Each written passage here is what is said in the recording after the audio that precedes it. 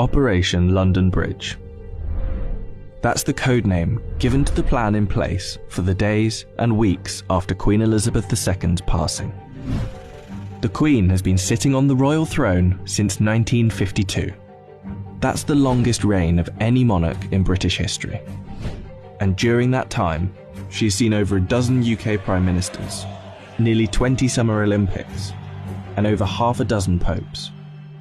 The Queen is the cornerstone to the Commonwealth, the patron to almost 600 organisations and charities, and plays a pivotal role in the UK's alliance with many countries. So her passing will bring about a lot of change.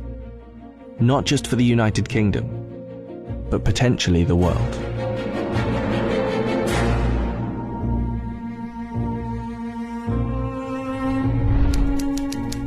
Her private secretary, the Right Honourable Edward Young, will immediately pass a message on to the acting Prime Minister at the time. That message will likely read, "London Bridge is down." The Prime Minister will then set Operation London Bridge into action. Within minutes, the 15 governments outside of the UK where the Queen is head of state will be informed over a secure line. And that will be followed by the other 36 Commonwealth nations and leaders around the world. The gates of Buckingham Palace will then dawn a black-edged notice of the news. At the same time, a newsflash will alert media around the world. Every media outlet is prepared for the news. Every radio station has a network of lights that will flash to indicate a national catastrophe such as this. All BBC shows will stop and proceed to run a feed dedicated to the news. Newsreaders will change into the black suits and clothing that is on hand at all times in the news studio, and the traditional red BBC News branding will turn black.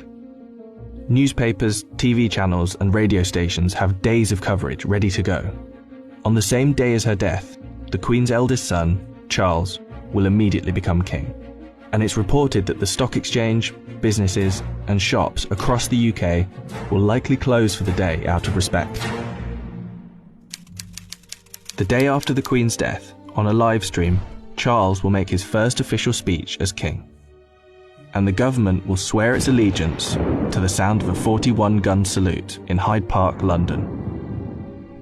After that, King Charles, if this is the name he so chooses, will set off on a UK tour, visiting the leaders of government in the capitals of each country, Edinburgh, Belfast and Cardiff, before returning to London.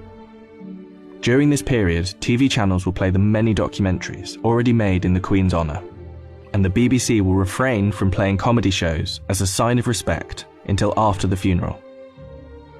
4 days after her death, the Queen's coffin will be led on a military procession from Buckingham Palace to Westminster Hall.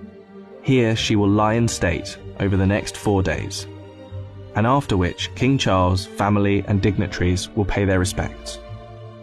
Then the doors will open to likely hundreds of thousands of people queued up outside.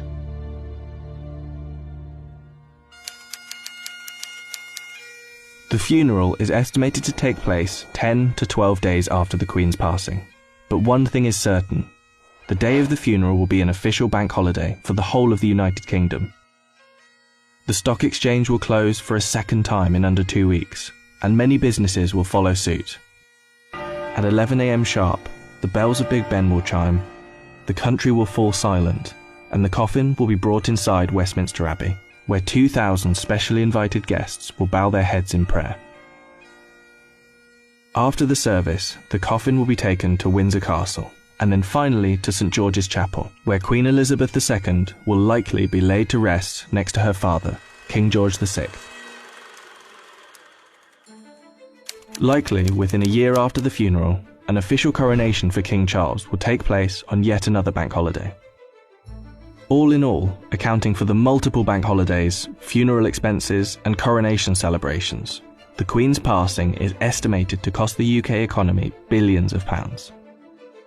In addition, hundreds of changes will happen across the UK in the months to come. New British currency will be printed with the King's portrait, and the Queen's currency will slowly be removed from use. The same will happen for stamps, passports, and police and military uniforms, and the national anthem will be changed to God Save the King. Not to mention how the world and Commonwealth will react to the new king could alter the British royal family forever. For example, there is growing support in Australia for the country to become a republic, and the Queen's death could heighten that support. This could lead other countries to follow suit, which would almost certainly weaken the British monarchy. This scenario will one day be upon us. Operation London Bridge will be triggered, and arguably the biggest funeral of our lifetime will be witnessed around the world. This will be the end of an era.